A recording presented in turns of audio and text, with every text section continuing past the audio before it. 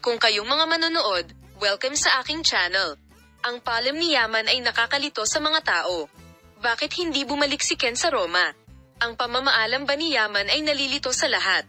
Ang katotohanan na ang sikat na aktor ay hindi bumalik sa Roma ay nakakuha ng atensyon ng lahat. Ang lahat ng mga balita tungkol sa Ken Yaman at Ozgie Girl ay nasa aking espesyal na channel para sa iyo.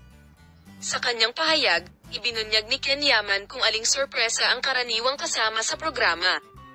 Narito ang huling minutong pag-unlad na magugulat sa iyo, kung saan inihayag ni Ken Yaman, na nagbigay ng mga pahiwatig tungkol sa pag-atake ng Sandokan, ang karakter ni Mariana. Nakatawag ba ng atensyon ng lahat ang pahayag ni Yaman tungkol sa Brazil? Sa kanyang pahayag, inihayag ni Ken Yaman kung aling sorpresa ang karaniwang hindi kasama sa programa. Ipinaliwanag ba ni Yaman, na nagbigay ng mga pahiwatig tungkol sa pag-atake ng Sandokan, ang karakter ni Mariana? Dumalo si Yaman sa isang charity event noong weekend at gumawa ng isang kawili-wiling pahayag upang makilala at batiin ang kanyang mga tagahanga. Nawala ang lahat ng impyerno. Ang aktor ng soap opera na Sandokan Hero, na inilathala ng Global, ay nagpaalam sa Brazil at nais na purihin ang kanyang sarili sa kanyang post sa mga social network pagkatapos ng kanyang pagbisita.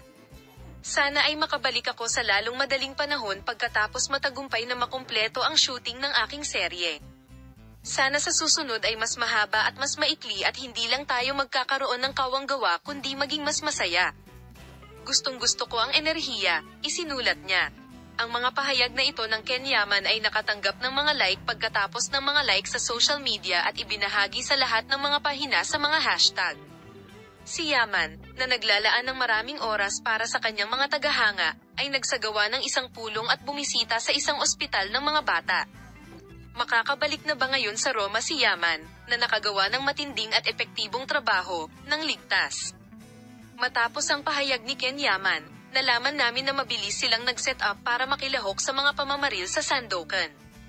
Ibabahagi namin sa iyo ang mga bagong development ng Ken Yaman at Ozgie Girl. Manatiling nakatutok. Paalam.